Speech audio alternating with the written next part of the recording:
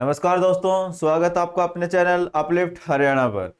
आज हम आपके लिए हरियाणा जीके का प्रैक्टिस सेट नंबर 16 आपके लिए लेके आए हैं, जो कि राज्य व्यवस्था से रिलेटेड है। इससे पहले हम हरियाणा के इतिहास के टॉपिक खत्म कर चुके हैं, जो अलग अलग हमने खत्म करे हैं। मध्यकालीन इतिहास, आधुनिक इतिहास, प्राचीन इतिहास, तीनों के क्वेश्चन हमने अलग अलग लगाए हैं।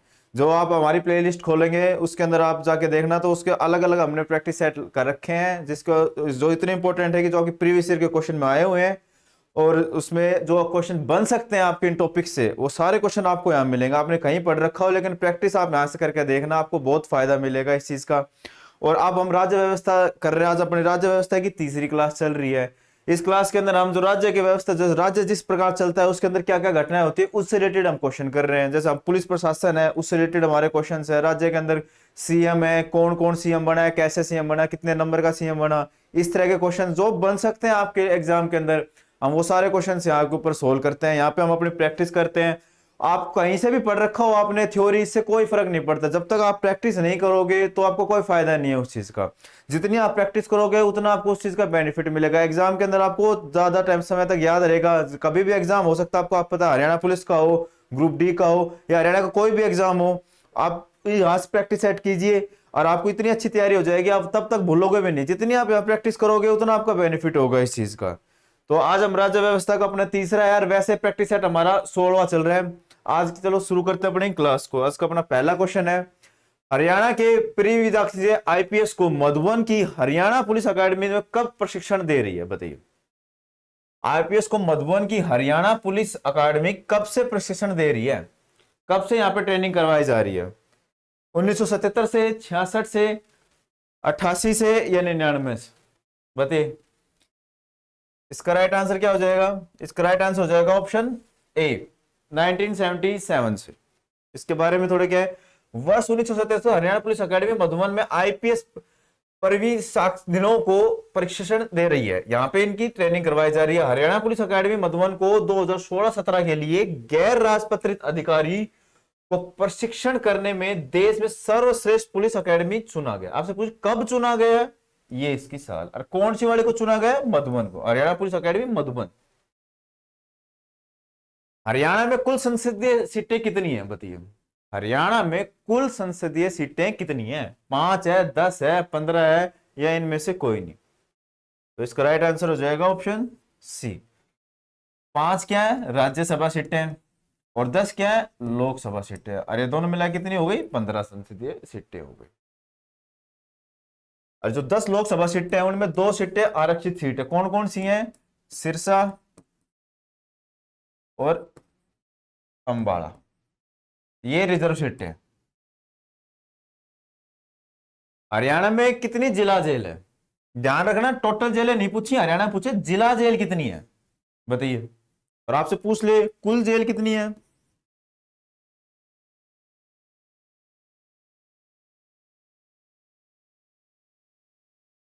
तो इसका आंसर कितना हो जाएगा? आपसे पूछ ले सेंट्रल जेल कितनी है,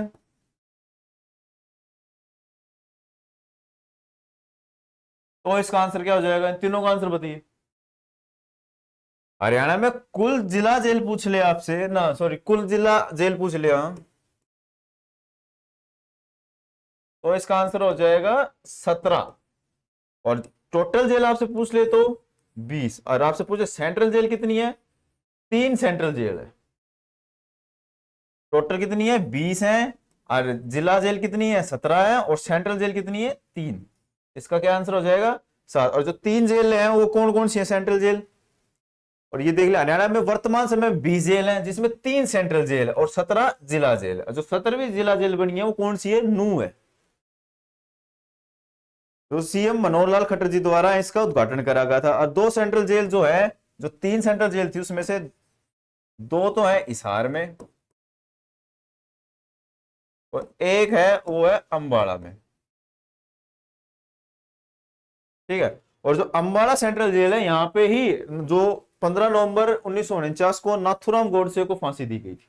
आपसे पूछ ले, आपसे नेशनल जीके में भी क्वेश्चन पूछा जा सकता है, हरियाणा जीके में पूछ ले कि भाई नाथूराम गोडसे को हरियाणा में कौन सी जेल के अंदर फांसी की सजा सुनाई गई थी? फांसी से कहां हुई थी? अंबाला सेंट्रल जेल में। और कब हुई थी? 15 नवंबर 1949 को। और राज्य का पहला रेडियो स्टेशन कहाँ खोला गया था? अंबाला जेल में 16 जनवरी 2021 को स्थापित था। और ये जो रेडियो स्टेशन, इनकी पहल किसने करी थी? कौन सी फाउंडेशन थी जिन्होंने इसकी पहल करी थी कि भाई हर एक जेल के अंदर एक रेडियो स्टेशन होना चाहिए? इसका आंसर हो जाएगा तिनका तिनका फाउंडेशन।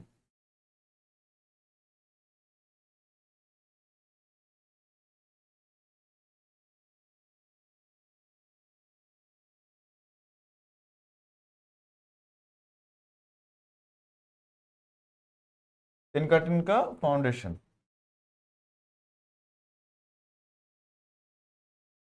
इसने पहल करी थी कि हर जिला जेल के अंदर एक वो होना चाहिए, रेडियो स्टेशन।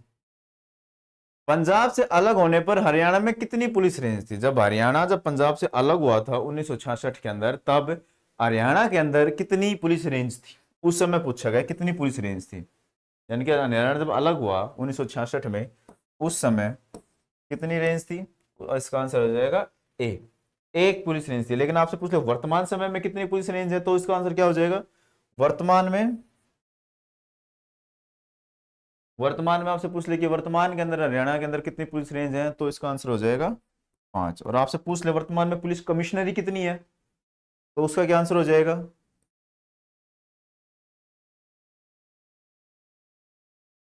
इसका भी आंसर हो जाएगा 5। लेकिन जब ये हरियाणा में कितने, जब अलग हुआ था पंजाब से, उस समय कितनी थी? एक। और इतना, और उसमें एक ही पुलिस रेंज थी और 12,165 उसमें पुलिसकर्मी थे। हरियाणा में किस नए विभाग का गठन किया गया बताइए?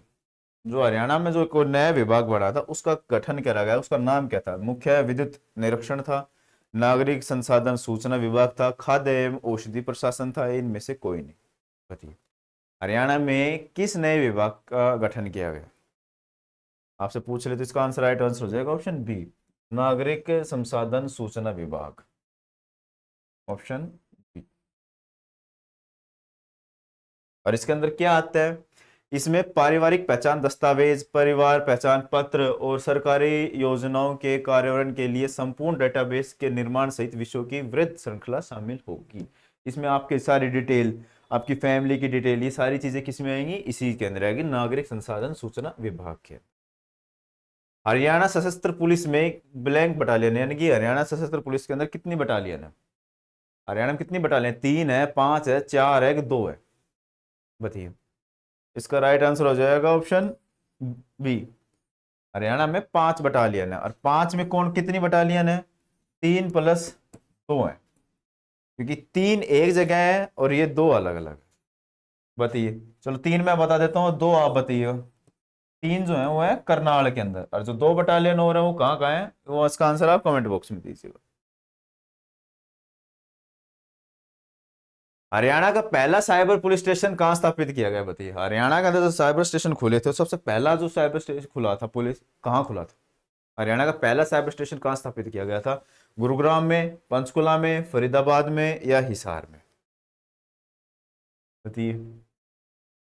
इसका राइट आंसर हो जाएगा ऑप्शन ए, हरियाणा का पहला साइबर स्टेशन खुला था गुरुग्राम में। और आपसे पूछ ले कि भाई सेकंड कहाँ खुला, बताइए। आया पहला यहाँ खुला गुरुग्राम में, इसीलिए इसको ही साइबर सिटी भी कहा जाता है। गुरुग्राम को क्या कहा जाता है? Cyber city. और आपसे पूछे दूसरा, कहाँ खुला है? पंचकुला में।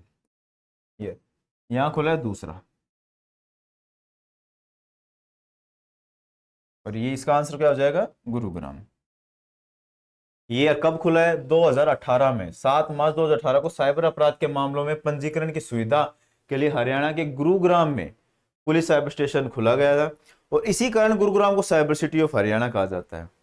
और प्रदेश का दूसरा कहां खुला है? पंचकुला के अंदर खुला है। और पुलिस रेंज का प्रथम पूछ ले आपसे कि भाई पुलिस रेंज का प्रथम कहां खुला है, तो वो खुला है करनाल में। आपसे पूछ ले, वैसे आमतौर पर पूछ ले भाई साइबर स्टेशन कहां खुला है, तो इसका आंसर होगा गुड़गांव में पहला।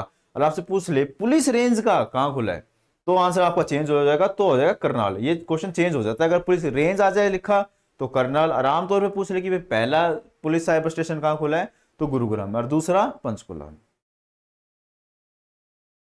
1948 में पंजाबी सूबे की मांग पहली बार किसने उठाई थी बताइए? 1948 में पंजाबी सूबे की मांग सबसे पहले किसने उठाई थी? फतेह सिंह ने उठाई थी, तारा सिंह ने उठाई थी, देशबंधु गुप्त ने उठाई थी, लाला हरदयाल ने उठाई थी? इसका राइट आंसर हो जाएगा ऑप्शन बी, तारा सिंह ने।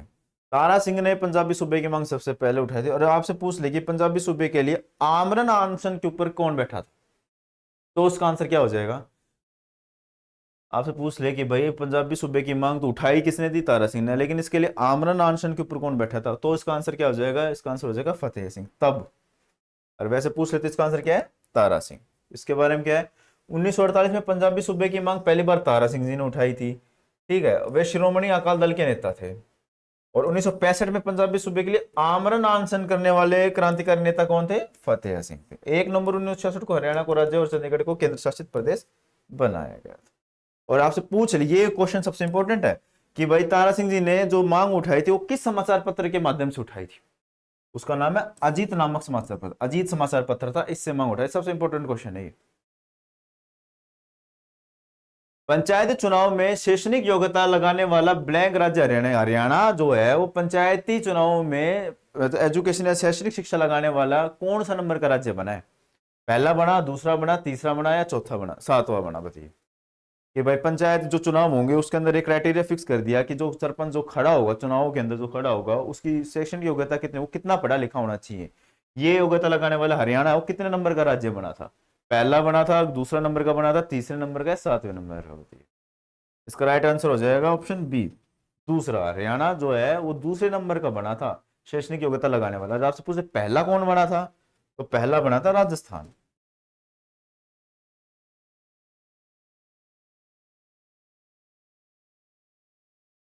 शैक्षणिक योग्यता लगाने वाला। इसके अंदर कम से कम जो मेल कैंडिडेट होंगे जर्नल इनके, इनके 10वीं पास होने चाहिए। और जो फीमेल कैंडिडेट होगी या SC ST के जो होंगे, SC वाले, उनको होने चाहिए 8वीं पास। आपसे पूछ रहे पंचायती राज के अंदर महिलाओं को आरक्षण कितना मिला हुआ है? शुरुआत में कितना आरक्षण मिला था? 1/3। लेकिन आज के टाइम पे वर्तमान के अंदर आरक्षण वो कितना हो रखा है? वो रखा है 50%। ये वही बात है कि सरपंच के चुनाव में सामान्य वर्ग को, पिछड़ा वर्ग को 10वीं पास, महिला और असुनियोजित जाति उम्मीदवारों को 8वीं पास। और ये हरियाणा पंचायती राज संशोधन विधेयक 2015 के तहत 7 सितंबर 2015 को पंचायती चुनाव के लिए शैक्षणिक योग्यता लागू करने वाला दूसरा राज्य हरियाणा बना और पहला राजस्थान। किस प्राधिकरण द्वारा गुरुग्राम के मानेसर में एक औद्योगिक टाउनशिप विकसित की गई है? बताइए किस प्राधिकरण द्वारा गुरुग्राम के मानेसर में एक औद्योगिक टाउनशिप विकसित की गई है? हुड्डा के द्वारा, HSIDC के द्वारा, HREC के द्वारा, HREC के द्वारा, HPSC के द्वारा? बताइए क्या राइट आंसर हो जाएगा इसका? इसका राइट आंसर हो जाएगा ऑप्शन बी, HSIIDC। इसकी फुल फॉर्म क्या होती है? Haryana state industrial and infrastructure development corporation. Haryana state industrial and infrastructure development corporation इसकी फुल फॉर्म है। और ये आपसे पूछ रही इसकी स्थापना कब हुई थी? 8 मार्च 1967 को इसकी स्थापना हुई थी। हरियाणा नागरिक उड्डयन संस्थान द्वारा कार्य किस वर्ष शुरू किया गया था? बताइए हरियाणा नागरिक उड्डयन संस्थान द्वारा कार्य किस वर्ष शुरू किया गया था? ये कब इसने अपना कार्य करना स्टार्ट करा था? 97, 98, 99 या 2006? इसका राइट आंसर हो जाएगा ऑप्शन सी, 1999 में इसने अपना कार्य करना शुरू कर दिया। ये क्या है? भारत में ये सरकार द्वारा एक मंत्रालय विभाग है, नागरिक उड्डयन विभाग हरियाणा, इसके द्वारा संचालित किया जाता है। इस विभाग द्वारा 1 अप्रैल 1999 को यह कार्य शुरू किया गया था। इसकी स्थापना का मुख्य उद्देश्य क्या है? राज्य के लोगों के बीच उड़ान की कला को प्रोत्साहित करना और पायलटों को प्रशिक्षित करना, यानी कि उनको ट्रेनिंग देना। और वर्तमान में प्रदेश में 3 नागरिक उड्डयन केंद्र, ये जरूर याद रखना। वर्तमान में कितने नागरिक उड्डयन केंद्र हैं? 3। कहां कहां? पिंजौर, करनाल और हिसार। पिंजौर कहां पड़ता है? ये पंचकुला में पड़ता है। पिंजौर, करनाल और हिसार। हरियाणा के राज्य विधानमंडल में ब्लैंक के पूर्व अनुमोदन से धन विधेयक प्रस्तुत किया जाता है। बताइए किसके परमिशन से या किसके उसके अनुमोदन से राज्य विधानमंडल में विधेयक प्रस्तुत किया जाता है? धन विधेयक, ये याद रखो, नॉर्मल विधेयक नहीं है, धन विधेयक है। राष्ट्रपति, राज्यपाल, मुख्यमंत्री या विधानसभा अध्यक्ष? तो इसका राइट आंसर हो जाएगा ऑप्शन बी। अगर राज्य का पूछा है हरियाणा राज्य का तो इसका आंसर राज्यपाल, और वैसे पूछ ले तो इसका आंसर क्या हो जाता है, राष्ट्रपति। भारत का कौन करता है, वो राष्ट्रपति। हरियाणा में पंचायती राज का मध्य स्तर कौन सा है, यानी कि हरियाणा में जो पंचायती राज है उसके मध्य स्तर पूछा है। टोटल आपसे पूछ ले कितने स्तर होते हैं, तो टोटल होते हैं 3 स्तर, निम्न स्तर, मध्यम स्तर और एक होता है उच्च स्तर। तो मध्यम आपसे पूछा, तो मध्यम कौन सा, पंचायत समिति है, जिला परिषद है, ग्राम पंचायत है या जिला पंचायत है। तो इसका राइट आंसर क्या हो जाएगा, इसका राइट आंसर हो जाएगा पंचायत समिति। ये है मध्यम स्तर, और जिला परिषद जो है वो है उच्च स्तर, और जो ग्राम पंचायत है वो है निम्न स्तर। सबसे लोअर पे आता है ग्राम स्तर, फिर आता है पंचायत समिति, और फिर आता है जिला परिषद। 3 स्तर के पंचायती राज हरियाणा के अंदर लागू है, 3 लेवल होती हैं। और ये जो है 73वें संविधान संशोधन 1994 के तहत पंचायती राज अधिनियम लागू हुआ था। इसके 3 स्तर हैं। प्रथम स्तर होता है वो ग्राम पंचायत होता है जो कि निम्न स्तर है, दूसरा स्तर है वो है पंचायत समिति जो कि मध्यम स्तर है, और जो तीसरा स्तर होता है वो जिला परिषद जो कि कौन सा उच्च स्तर है। हरियाणा विधायिका ब्लैंक है, बताइए हरियाणा की जो विधायिका वो क्या है, वो एक स्तरीय है, द्विस्तरीय है या फिर दोनों है या कोई नहीं, बताइए। हरियाणा के अंदर पूछा आपसे, हरियाणा का विधायिका जो है वो कितने स्तर का है, 1 स्तर का है, 2 स्तर का है या दोनों है, यानी कि पहली दूसरी दोनों है या फिर कोई नहीं। तो इसका राइट आंसर हो जाएगा ऑप्शन ए, हरियाणा में जो 1 स्तरीय है, यानी कि इसमें सिर्फ विधानसभा है, परिषद नहीं है। और इसके अंग पूछ ले आपसे तो इसके अंग 2 होते हैं, विधानसभा और राज्यसभा। अंग पूछ ले तो 2 हैं, और वैसे पूछ ले विधायिका कितनी है तो 1 स्तरीय है। वही चीजें 2 अंग इसके, राज्यपाल और विधानसभा। और हरियाणा विधानसभा भवन का वास्तुकार पूछ ले, जो वो आकार बुझी हरियाणा की विधानसभा है कहां पे आपसे ये पूछ ले तो इसका आंसर हो जाएगा चंडीगढ़। ये कहां पे, ये चंडीगढ़ के अंदर है। ये हरियाणा विधानसभा है कहां, चंडीगढ़ में स्थित है। हरियाणा राज्य का निर्माण ब्लैंक के आधार पर पंजाब से किया गया था, बताइए। जब हरियाणा जो है पंजाब से अलग हुआ वो किस आधार पर अलग करा गया था भाई, क्या दिक्कत आ रही थी कि पहले पंजाब के अंदर मिल रहे थे, तो क्या ऐसी मजबूरी आई कि भाई पंजाब से अलग होना पड़ा, किस बेस के ऊपर हरियाणा को पंजाब से अलग करा गया। धर्म के आधार पर करा गया, भाषा के आधार पर, आबादी के आधार पर या भूगोल के आधार पर, बताइए। इसका राइट आंसर हो जाएगा ऑप्शन बी, भाषा के आधार पर। उस समय क्या था, पंजाबी सूबे, पंजाब और हरियाणा दोनों मिले हुए थे, वो आधा हिंदी बोलने वाला लोगों का राज्य था, आधा पंजाबी को, हिंदी वालों को पंजाबी समझ में नहीं आ रही, पंजाबी वालों को हिंदी नहीं समझ में आ रही। तो यहाँ पे बहुत वो अनशन हुए हैं, बहुत वो मांगे उठाई गई हैं, तब जाके बहुत लास्ट के अंदर जाके 66 के अंदर अलग राज्य बना। किस बेस से बना, भाषा के आधार पर, कि भाई आप अलग करो। बहुत नेता खड़े हुए थे इसको अलग करने के लिए, दिल्ली तक इसकी मांग उठाई गई है। तब इंदिरा गांधी जी के साइन के ऊपर 18वें संविधान संशोधन से ये 17वें नंबर का राज्य बना था। पूछ रहे कि भाई कौन से संविधान संशोधन से हरियाणा बना है, 18वें संविधान संशोधन से बना है, ठीक है। और 18वें संविधान संशोधन राज्य तो बना, लेकिन कितने नंबर का राज्य बना, 17वें नंबर का राज्य बना। हरियाणा व पंजाब की सीमा का निर्धारण करने हेतु ब्लैंक आयोग बनाया गया था, बताइए। हरियाणा और पंजाब की जो सीमा है कि भाई हरियाणा को कितना % बाउंड्री मिलनी चाहिए, पंजाब को कितना % एरिया मिलेगा, इसके लिए एक आयोग का गठन करा गया था। उस आयोग का नाम बताइए। जयसी शाह आयोग, फजल अली, धर या नोगी, बताइए। बताइए इसका राइट आंसर क्या होगा, बताइए। जयसी शाह, फजल अली, धर या नोगी। तो इसका राइट आंसर हो जाएगा ऑप्शन ए, जयसी शाह आयोग। और ये कितने मेंबर का था, ये 3 मेंबर आयोग था। इसके अध्यक्ष जो थे 3 मेंबर थे, उसमें से एक अध्यक्ष होता है, उसका क्या नाम था, जस्टिस शाह, उसी के नाम के ऊपर ये आयोग है। उसके 2 अन्य जो थे साथी, उसका क्या नाम था, एस दत्त और एम फिलिप, ये उसके 2 अन्य थे। तो ये याद रखना कि भाई पूछ जस्टिस शाह के अध्यक्षों के नाम पूछ ले आपसे तो तीनों के याद रखना भाई, एक खुद जस्टिस शाह था, एक एस दत्त था और एक एम एल फिलिप था। इस आयोग द्वारा 31 मई 1966 को इसकी रिपोर्ट सौंपी। कि रिपोर्ट इसने कब दी, 31 मई 1966 को इसने रिपोर्ट दी। और ये आयोग निर्धारित कब हुआ था, 23 अप्रैल 1966 को जस्टिस आयोग बनाया गया था। इस आयोग के अध्यक्ष कौन थे, जस्टिस शाह, जो कहाँ के थे, गुजरात के थे। अब मेन ये याद रखना भाई कि इसके 3 मेंबर कौन कौन थे, खुद जस्टिस शाह था, एस दत्त था और एम फिलिप था। और इसने रिपोर्ट कब सोची ना सौंपी 31 मई 1966 को। वर्तमान में हरियाणा में कितने संसदीय निर्वाचन क्षेत्र है बताइए। वर्तमान में हरियाणा में कितने संसदीय निर्वाचन क्षेत्र हैं? 5 है, 90 है, 10 है या 54 है बताइए। इसका राइट आंसर क्या हो जाएगा? इसका राइट आंसर हो जाएगा ऑप्शन सी 10। संसदीय निर्वाचन क्षेत्र 1971 में जनगणना के आधार पर वो करे गए थे, क्या फिक्स करे गए थे। इसमें प्रदेश के लोकसभा क्षेत्रों की संख्या कितनी आई थी? 10। और इसमें 2 फिक्स हैं, 2 आरक्षित है, रिजर्व है। कौन कौन से हैं? अंबाला और सिरसा, ये 2 रिजर्व है। और इसको चुनावी क्षेत्रों की परिसीमन कब करा जाएगा? 2026 के अंदर। यानी कि कुछ भी अगर इसमें एरिया में या फिर सीटों में करना पड़े, कम बत्ती करनी पड़े, वो कहाँ बढ़ाई जाएंगी? वो कब? 2026 के अंदर परिसीमन होता है, तभी इसकी सीटें बढ़ाई जाती हैं। 2018 दो क्वेश्चन नंबर 18, ब्लैंक क्षेत्रफल की दृष्टि से प्रदेश का सबसे बड़ा विधानसभा क्षेत्र कौन सा है बताइए। क्षेत्रफल की दृष्टि से सबसे बड़ा विधानसभा, कैथल, फरीदाबाद, हिसार या जींद बताइए। इसमें इसका आंसर ऑप्शंस में है, इसका आंसर आ जाएगा लोहारू। ये कहां पे पड़ता है? भिवानी में। क्षेत्रफल की दृष्टि से आपसे पूछ ले तो इसका आंसर सबसे बड़ा आ जाएगा लोहारू, और छोटा पूछ ले आपसे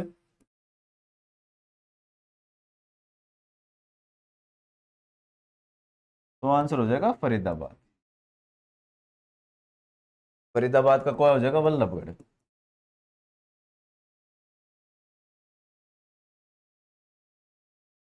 वल्लभगढ़। क्षेत्र की दृष्टि से सबसे बड़ा विधानसभा लोहारू भिवानी है। और ग्रामीण ग्रामीण मतदाताओं की दृष्टि से आपसे पूछ ले तो क्या हो जाएगा? बादशाहपुर, जो कि कहाँ का है? गुड़गांव का है। और शहरियों के पूछ ले उस मतदाता की सबसे बड़ा कौन सा पड़ेगा? फरीदाबाद, यानी कि वल्लभगढ़ ही है। और ग्रामीण मतदाताओं की दृष्टि से सबसे छोटा विधानसभा क्षेत्र पूछ ले तो नारनौल। ये सारे पॉइंट याद रखना, कैसे भी आपसे क्वेश्चन पूछा जा सकता है इसमें। हरियाणा के पहले मुख्यमंत्री कौन थे? बहुत आसान क्वेश्चन है, बताइए। ये क्वेश्चन भी एग्जाम में आए हुए हैं, इस तरह के क्वेश्चन भी आप देख लो। सबसे पहला मुख्यमंत्री कौन था? बंसीलाल था, भगवत दयाल शर्मा था, राव वीरेंद्र सिंह थे या देवीलाल थे? इसका राइट आंसर हो जाएगा ऑप्शन ए, भगवत दयाल शर्मा।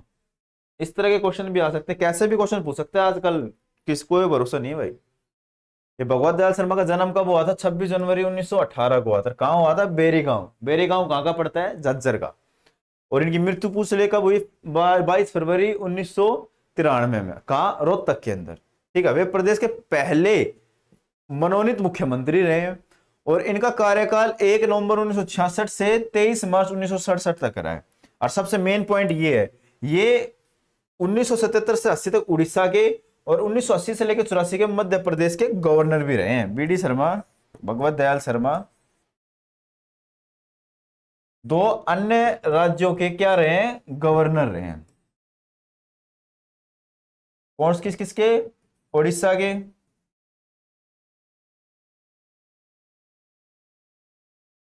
और दूसरे किसके? मध्य प्रदेश के। ये इंपॉर्टेंट पॉइंट है कि वो भगवत दयाल प्रसाद शर्मा जी जो हैं वो किस किस के गवर्नर रहे हैं? उड़ीसा के और मध्य प्रदेश के। आज का अंतिम क्वेश्चन है, सच्चर फॉर्मूला किस वर्ष में आया था बताइए। सच्चर फॉर्मूला किस वर्ष में आया? कब लगाया गया था सच्चर फॉर्मूला बताइए, और किसके द्वारा लगाया गया था?